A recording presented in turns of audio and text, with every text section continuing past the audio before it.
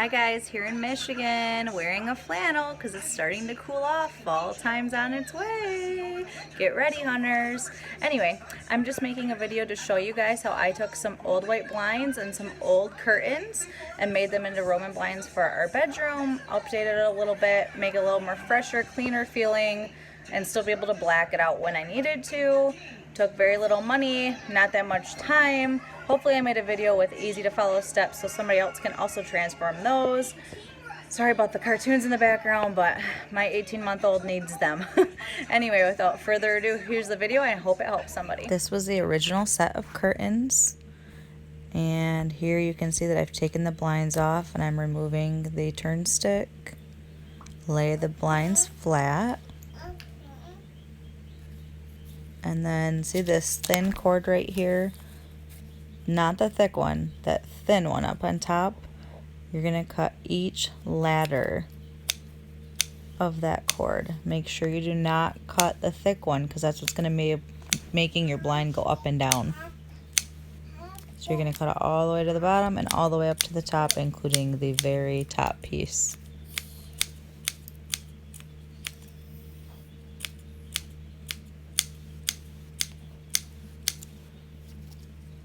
And then after you cut both pieces, you may have 3 pieces. You'll see that's all that left are the cords to be able to pull your curtain up and down. Then at the very bottom, you're gonna see this little plastic bolt that you gotta kind of pull off. It's holding the string, and at the bottom, very important, you pull it off so you can release each one of those strings through. Do not throw those caps away. They're gonna be very important later on.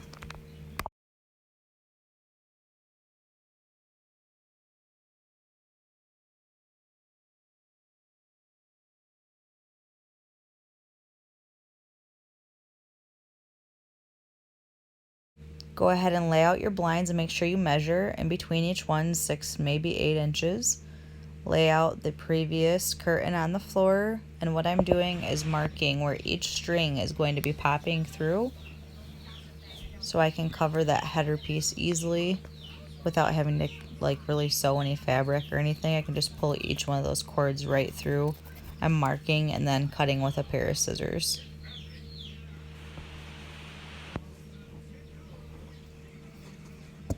And then you can see each pulley pulls right through the holes that I cut. That way it's camouflaged up there.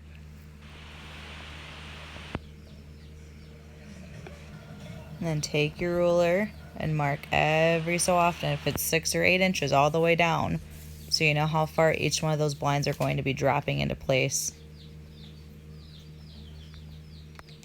So you're going to take a bundle of maybe 4 or 5 blinds, and what I did was take double-sided tape in between each one so you have one thick blind holding all that fabric into place. Now that you're moving, from about a 1/4 of an inch apart to 6 to 8 inches apart, it needs a little more stability than what it originally has, so stacking them really helps.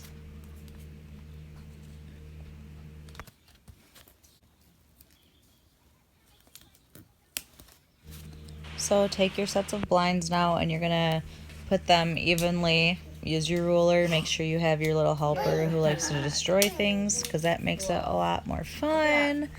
And you're gonna lay out your blinds individually, and then once you get them all stacked, you're gonna take double-sided tape, make sure your curtain is nice and smooth as it can get, and you're gonna lay each one of those blinds on there because before you glue, you're going to do a test run to make sure it is hanging how you'd like it to be.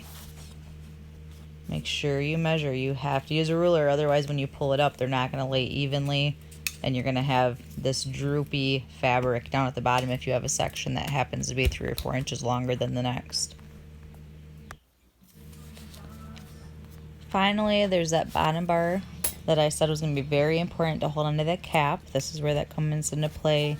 You may have to recut that thread to get it back through. It is difficult.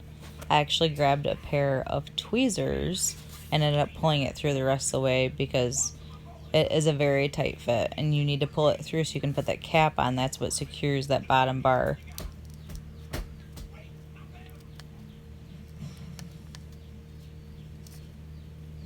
Once you pull it through, just tie a simple knot. maybe not as simple as you think. And then find that plastic cap and stick it right back on there.